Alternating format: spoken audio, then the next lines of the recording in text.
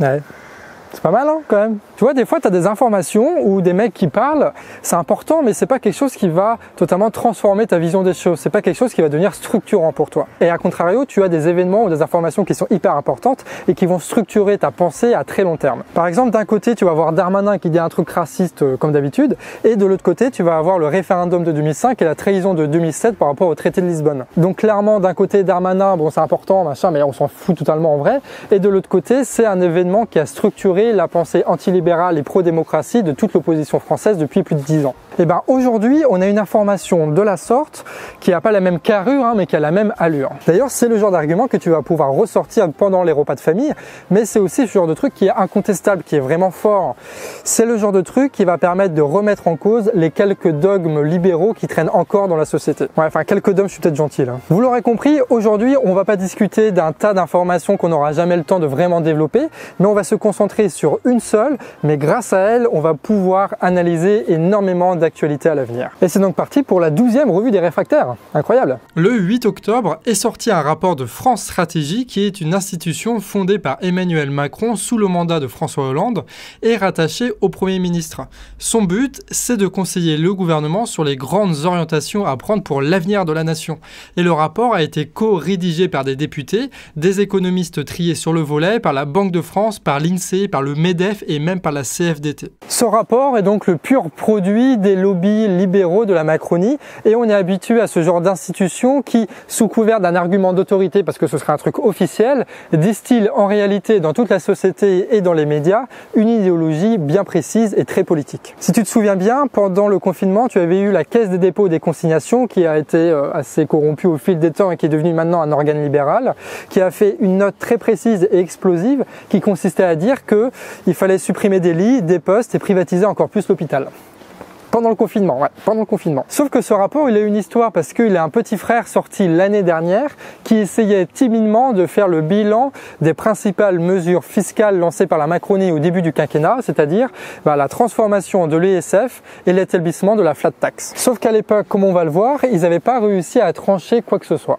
Et pour comprendre ça, on va citer directement ceux qui ont rédigé ce rapport. En particulier, il ne serait pas possible d'estimer si par ce seul biais, la suppression de l'ISF a permis une réorientation de l'épargne des contribuables concernés vers le financement des entreprises. Le président du comité justifiait très bien cela en disant que le risque de déception est inhérent à la démarche elle-même, mais le temps de l'évaluation n'est pas le temps du politique. Parce que forcément, le rapport a commencé 9 mois après les réformes, donc forcément, c'était quand même un peu la galère. Ce qu'il notait déjà par contre à l'époque, c'est que la fin de l'ISF avait mené à une augmentation des dividendes, et on pouvait noter à côté une baisse du chômage et une augmentation de la croissance, sans parvenir à dire si tous ces phénomènes étaient liés. En d'autres termes, ils cherchent à savoir si les économies qui ont été faites par les plus grandes fortunes ont été réinvesties dans l'économie réelle. C'est ce qu'on appelle la théorie du ruissellement, et c'est la base fondamentale sur laquelle est construite la cathédrale théorique et libérale. Et comme tu peux l'imaginer, cette question de savoir si les riches investissent ou pas quand on leur donne de l'argent, elle est en fait ultra déterminante. Parce que si les riches ils investissent, ça veut dire qu'on n'a pas besoin d'un État fort avec un impôt fort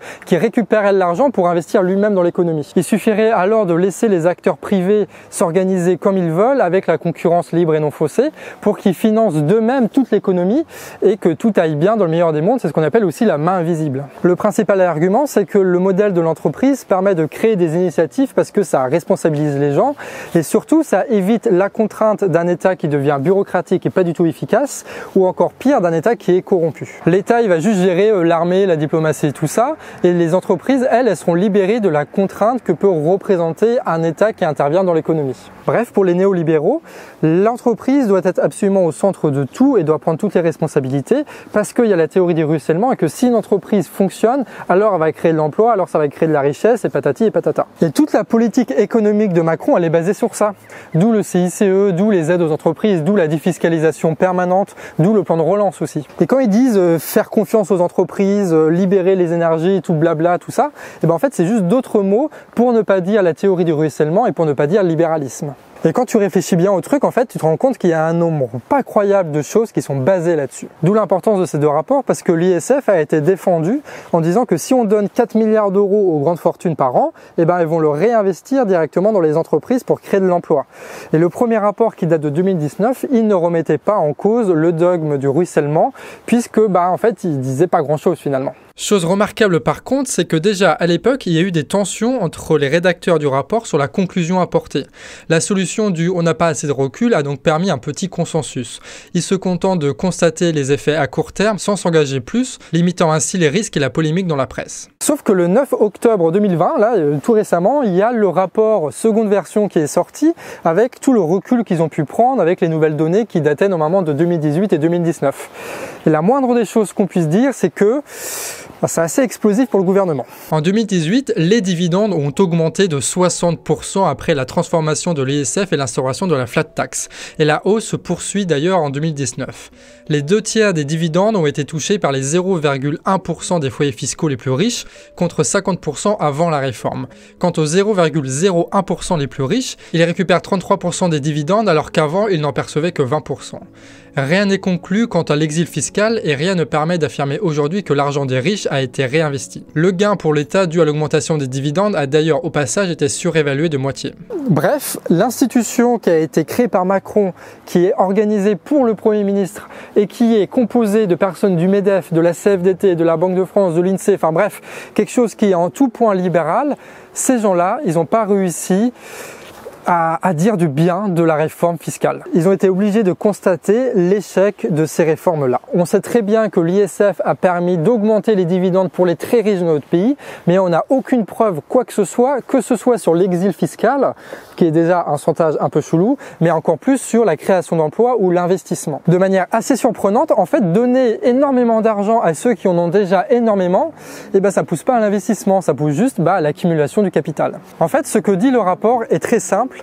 La théorie du ruissellement ne marche pas. Beaucoup trop de pluie dans cet objectif, on va le changer. L'ISF le prouve dorénavant, mais le CICE aussi, et c'est la même rengaine. Un rapport de France Stratégie sorti il y a un mois l'affirme, et c'est Le Monde qui le partageait. Si tu te souviens, tous les médias avaient répété en boucle en 2013 que le CICE allait créer 1 million d'emplois grâce notamment au MEDEF et compagnie, juste en donnant confiance aux entreprises, en libérant 20 milliards de leurs dépenses fiscales. Après 7 ans et plus de 100 milliards d'euros d'investis, c'est environ 100 000 à 200 000 emplois qui ont été créés. C'est 10 fois moins que prévu, ce qui est énorme. Les salaires n'ont pas augmenté et les prix ont baissé simplement sur quelques secteurs si on tire un peu sur la corde des statistiques. Et parmi ceux qui ont créé le plus d'emplois, on retrouve surtout des indépendants et pas les gros groupes qui ont profité sans vraiment n'avoir besoin de ces ristournes, comme le montre un autre article du Monde. Certains groupes ont même largement abusé, comme Auchan qui a profité de 500 millions d'euros mais qui licencie en masse et abuse des réformes de la Macronie pour mettre en faillite leur propre entreprise qu'elles vont elles-mêmes racheter pour faire payer à la collectivité le prix des plans de licenciement de masse. Et pareil pour Carrefour qui a touché 750 millions d'euros et qui a créé que 250 emplois. Bref, la théorie du ruissellement, tout simplement, ça ne marche pas. C'est pour ça que de nombreuses entreprises du CAC 40 ont profité des aides du Covid et du chômage partiel pour augmenter ou maintenir leurs dividendes. Des milliards versés pour Airbus et Renault qui suppriment 15 000 postes, 10 000 pour Safran, 1500 pour Sanofi, 1000 pour Total. En tout, le CAC 40 a supprimé 60 000 emplois durant cette période, dont un quart se trouvait en France. Bref, la théorie du ruissellement, ça ne marche tout simplement pas. C'est pour ça que toutes les réformes libérales qui ont été mises en place ces dernières années pour essayer de transformer le marché du travail, pour essayer de lutter contre le chômage, etc., ça n'a jamais marché parce qu'à chaque fois, c'était basé sur le même dogme qui est celui du ruissellement qui ne marche tout simplement pas. C'est juste que ça marche pas, donc forcément, quand tu fais des trucs basés sur ça, ça marche pas. Et le plus rigolo là-dedans, c'est que c'est France Stratégie qui le prouve. C'est pas un truc, tu sais, de personnes qui sont toujours critiques et tout ça. Non, c'est France Stratégie, qui est sans doute l'organe le plus libéral qui existe et le plus sérieux. Parce que les études qu'ils font, c'est pas non plus que de l'opinion, hein. Je vous invite à les regarder. C'est des vraies mathématiques ultra poussées. Et donc c'est quand même un argument d'autorité de poids et de taille par rapport à ce que nous on défend, c'est-à-dire la lutte contre le libéralisme et que l'État reprenne sa place dans l'économie. Après, il ne faut pas être naïf non plus, c'est que cette théorie-là, elle fonctionne parce qu'on a l'impression que c'est du bon sens. Elle a une valeur de discours, elle a une valeur parce qu'elle arrive à convaincre les gens. Mais en réalité, elle est là seulement parce qu'elle sert des intérêts et les intérêts des petits groupes privés qui dominent largement aujourd'hui la société, que ce soit idéologiquement ou très concrètement à travers la corruption de l'État. Et c'est dur de voir la subtilité entre la corruption et l'idéologie pour savoir si le gouvernement il fait ça parce qu'il sait très bien que ça sert les intérêts de ceux qui l'ont fait élire ou s'il y a quand même derrière une conviction de quelque chose de beaucoup plus idéologique qui fait que ils font ça parce qu'ils vont croire vraiment que ça va marcher. Mais en tout cas, ce qui est sûr, c'est qu'à chaque fois qu'ils avancent cet argument pour défendre une réforme, cette réforme, très concrètement, elle désarme fiscalement l'État qui, petit à petit, réforme après réforme, se retrouve de moins en moins puissant et capable d'opposer une contrainte au secteur privé et notamment aux multinationales qui de plus en plus se goinfrent, littéralement se goinfrent, et font un peu ce qu'elles veulent. Et le fait que l'État soit dépossédé d'impôts et taxes essentiels, ça fait qu'ils n'arrivent plus forcément à financer les services publics, déjà qu'ils n'ont pas forcément la volonté, et donc ça justifie des coupes là-dedans. Parce qu'au même moment, la Cour des comptes veut taper sur la sécurité sociale pour mettre le tout en équilibre pour lutter contre la dette qui pèserait sur nos enfants. Au même moment, l'hôpital voit son budget de fonctionnement baisser de 1,5 milliard et une tarification aux urgences va être installée pour les patients, ce qui va surtout pénaliser les pauvres, ce qui est d'un terrible cynisme. Et pendant que l'État meurt et que les dividendes se multiplient, il y a la triste vérité. Plus d'1 million de Français ont sombré dans la pauvreté, sans perspective de réel rebond et sans protection contre la misère que sont normalement les services publics vu qu'ils sont détruits minutieusement par les mêmes personnes depuis au moins 40 ans. Donc la théorie qui consiste à déposséder l'État pour enrichir des milliardaires est basée sur quelque chose qui est économiquement faux. Moralement, c'était déjà plus que douteux, maintenant on sait que économiquement, c'est pas du tout fiable. D'ailleurs, ça mène une réflexion importante, c'est que les milliardaires, c'est pas qu'ils sont juste indécents moralement, c'est qu'ils sont indécents économiquement parce que ça détruit très concrètement l'économie d'un pays, ça empêche l'investissement dans de nouveaux moyens de production et ça détruit aussi l'innovation. Ce qui fait que les inégalités de richesse, c'est quelque chose qui est un désastre écologique déjà, social, culturel, démocratique aussi, mais surtout un désastre économique. Et ce qui est sûr, c'est que ça, comme plein d'autres choses, on ne l'oubliera pas.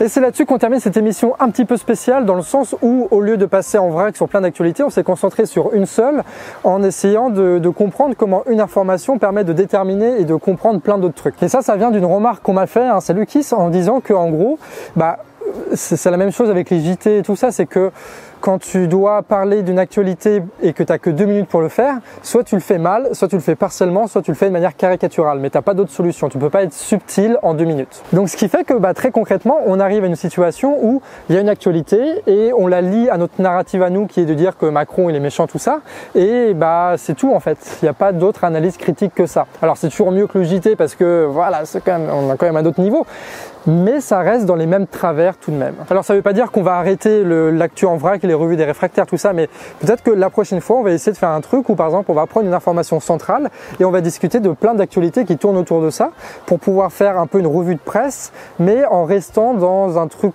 cohérent qui va permettre de développer un petit peu. Et d'ailleurs Usul il a fait une vidéo à peu près dans le même axe que la nôtre, sauf que lui il parle du travail et c'est encore plus intéressant. Je sais pas s'il faut dire ça, de toute façon c'est la fin de la vidéo, tu l'as déjà vu, c'est trop tard. C'est une super vidéo d'Usul qui parle de ça, c'est l'idéologie bourgeoise par rapport au travail. Et je vous mets en description aussi des liens de l'actualité qu'on n'a pas pris le temps de développer ici, qu'on développera peut-être plus tard mais peut-être pas. Donc si tu veux avoir des informations complètes, tu peux aller en description. En tout cas c'était le Canard Réfractaire, il y a des vidéos tous les lundis, les mercredis et les vendredis. Et on se retrouve donc très vite pour une prochaine vidéo. Des bisous.